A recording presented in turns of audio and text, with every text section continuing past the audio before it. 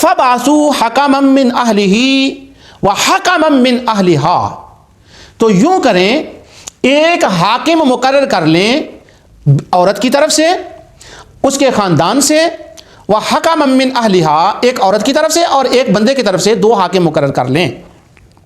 جب وہ دونوں حاکم کو تم مقرر کر لو تو پھر کیا کریں؟ اگر وہ صلح کرا دینی چاہیں گے تو خدا ان میں موافقت پیدا کر دے گا۔ اللہ اکبر۔ ان یریدا اصلاح یوفق اللہ بینہما، اگر وہ حاکم دونوں جو میاں بیوی کی طرف سے مقرر کیے گئے ہیں ان کی نیک نیتی ہو تو اللہ اپنے فضل سے ان میاں بیوی کے درمیان صلح کرنے کا طریقہ جو ہے، کس طرح وہ بات کرنی ہے، ان کے اندر ڈال دے گا اور صلح وہ کرا دیں گے۔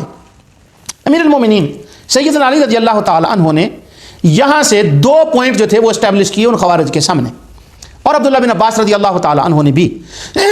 یہ میں نے اس لیے اہل علم کے لیے اشارہ کیا ہے کہ حضرت عبداللہ بن عباس کا بھی خارجیوں کے ساتھ مسئلہ حاکمیہ کے اوپر مناظرہ ہوا تھا، جس کی تفصیل کتب تاریخ میں ہے۔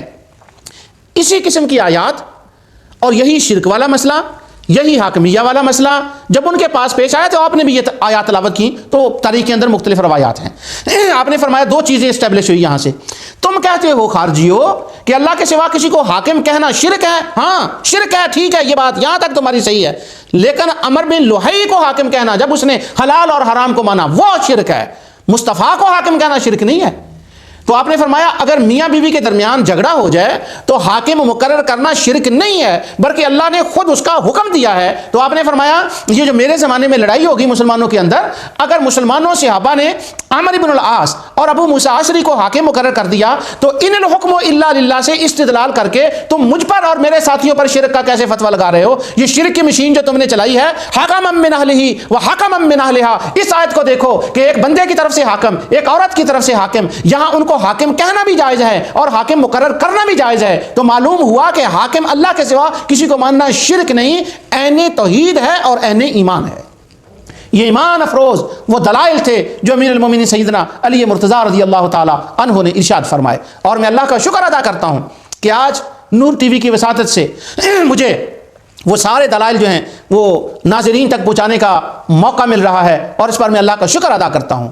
مجھے امید ہے کہ مسئلہ حاکمیہ جو ہے اس کے اوپر بہت سے لوگوں کی تشفی ہوئی ہوگی، اور جو شبہ ڈالنے والے ہیں ان کے شبہ کو اللہ تعالیٰ کی توفیق سے دوسری آیات اللہ تعالیٰ کے کلام کے ذریعے سے میں نے کس طرح سے اس کا جو ہے اس کو کلیئر کیا ہے۔ اللہ تعالیٰ جو ہے ہمیں اس کو سمجھنے کی توفیق عطا فرمائے۔ ایک آیت اور میں تلاوت کرتا ہوں اور اس کے بعد گفتگو ختم ہوتی ہے۔ یہ بھی سورہ النساء کی 58 آیت ہے۔ اللہ تعالیٰ فرماتا ہے ان اللہ یأمرکم ان تعدوا الامانات الی اہلہا واذا حکمتم بین الناس ان تحکموا بالعدل۔ امیر المومنین سیدنا علی مرتضیٰ رضی اللہ تعالی عنہ نے یہ آیت تلاوت فرمائی، ان اللہ یأمرکم، خدا تم کو یہ حکم دیتا ہے، ان تعدوا الامانات الی اہلہا، کہ امانت والوں کی امانتیں ان کے حوالے کر دو، کر دیا کرو۔ یہاں اس کی کچھ تفسیر ہے، وہ مجھے ٹائم الاؤ نہیں کر رہا۔ ان تحکموا بالعدل، اور جب لوگوں میں فیصلہ کرنے لگو تو انصاف کے ساتھ فیصلہ کیا کرو۔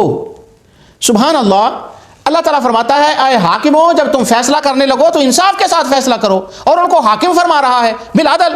اگر اللہ کے تعالیٰ کی ذات کے سوا کوئی حاکم ہے ہی نہیں اور کسی کو حاکم کہنا جائز ہی نہیں ہے تو بتاؤ پھر اللہ تعالیٰ ان کو حاکم کیوں فرما رہا ہے اور عدل کرنے کا فیصلہ کن کو حکم دے رہا ہے؟ تو امیر المومنین سیدنا علی مرتضیٰ شیر خدا کرم اللہ تعالی وجہ الکریم نے خوارج کے ان تمام جو تھے ان کے دلائل، ان کا جواب دیا اور قرآن کریم سے ان کی تشفی کی، اور فرمایا کہ جو آیتیں عمر بن لوہی کے لیے، مشرک کے لیے نازل ہوئی ہیں وہ حاکم واقعہ ہی نہیں ہے، مگر خدا کا رسول بھی حاکم ہے، اس کی عطا کرنے سے مسلمان بھی حاکم ہے، جیسا ان ساری آیات میں ذکر آ گیا۔